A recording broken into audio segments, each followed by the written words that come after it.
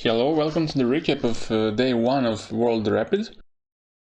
On the second board we had Alexander Donchenko versus Hikaru Nakamura. Donchenko did a pretty good job here. He could have taken the pawn on g6, because here the g6 pawn is the biggest liability in the position. If he went for bishop d3 here, then the g6 pawn is all of a sudden a weakness. All of a sudden you cannot defend it. Knight cannot move from d6 because of c7 pawn. If bishop e4, then I guess you just take on d6, and after this just bishop c7. After a move like king c8 you just take, and after this bishop b6 first, and the bishop on c2 is lost. If he plays g5 instead, there is bishop g6, very unpleasant. And after, if he goes rook e7, of course there is bishop f6, skewering the rooks.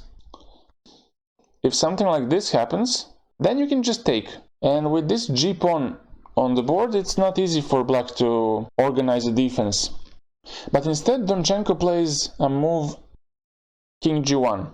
Now Hikaru plays rook d7, rook d2. Here it was also interesting to go for rook c7, just to go straight to the endgame.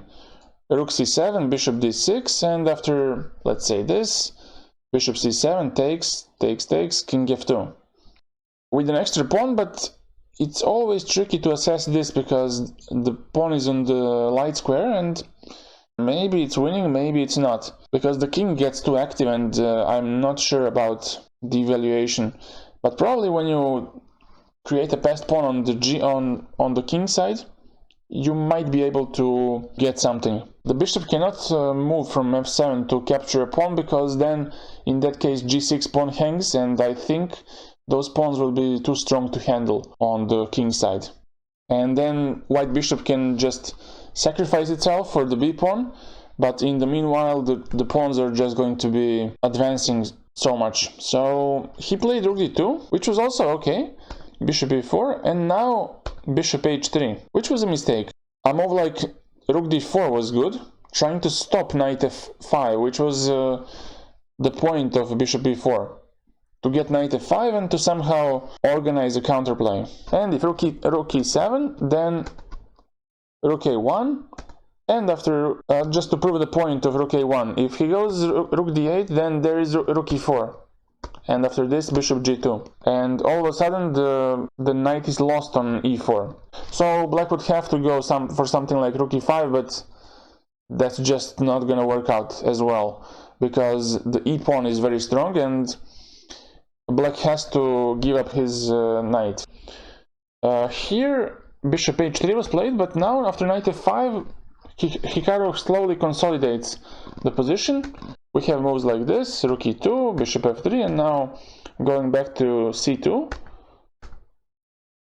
Donchenko tried to keep the pressure on the c7 pawn, but Hikaru defended well. Here, rook e1, bishop d5, and after this he offers a trade, but Donchenko doesn't want to exchange rooks, because in that case the pressure would minimize, and black would eventually push c6, which would make this passed pawn on the b file.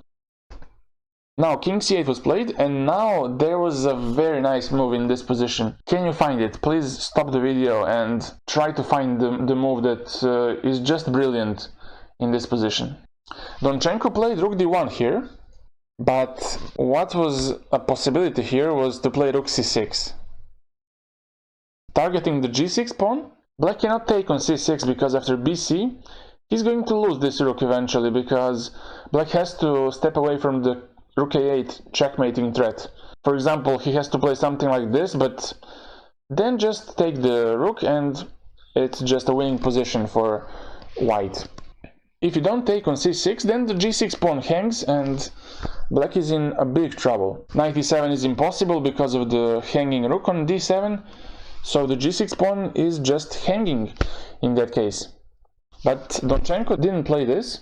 He plays rook d1 in this position, bishop e4, rook dc1, we get the same position almost, and now rook d2. There's actually no checkmating threat on the a file, because the bishop on e4 covers it very nicely. Rook a c3, and now knight d4. Now if white takes on c7. Now I guess that black can just capture and go knight f3. If white's king goes to h1, then there is rook h2. And if he goes to f1, there's bishop d3. He took on d4. Rook d4 and now bishop g2. Exchanging bishops, but now the position slowly gets out of hand for Donchenko. And now black is better now, because now he's covering the g6 pawn. And now the b5 pawn is so weak. He takes on b5 first, and you see how this position turns around. Now the b pawn starts running. White got past e pawn, but now the king is active and black will eventually block this pawn. And here, after king g5, it was an interesting moment, because now black had a chance to just play rook e6 to stop any counterplay by white's king on the king side, and just to continue pushing the pawns on the queen side. But here black played king d5, which was also okay. But now white takes on g6, rook e5. Of course, now white doesn't want to exchange rooks. He goes rook d1, but now king e6. The pawn on h5 is defended. Now the queenside pawns are going to run. In best case, white can create a passed pawn on the king side, but even in that case, black is just going to advance his pawns on the queen side, sacrifice a rook for the pawn, just win the game. This was played in the game, hg, hg, and now c5. We had rook e2. The pawn is just getting on the g file behind the pawn, and now the king supports the pawns on the other side. Rook b1, now b4. We had a couple of more moves. Now the b pawn runs, and now slowly the king supports these pawns. Now rook g2. If the pawn moves, then black just takes, and the rook cannot defend alone. After g7, he took on g7, and in this position Donchenko resigned, because after rook b2, black would just start pushing the pawn, and with the help of his king, for example something like this, not like this, but let's say rook h2, c3, what to do? This here, and if c2, just to go here, king d1 here, and after a couple of more moves we would have this position, after which black goes just rook g1, rook d1, getting the king out, and the c pawn is just promoting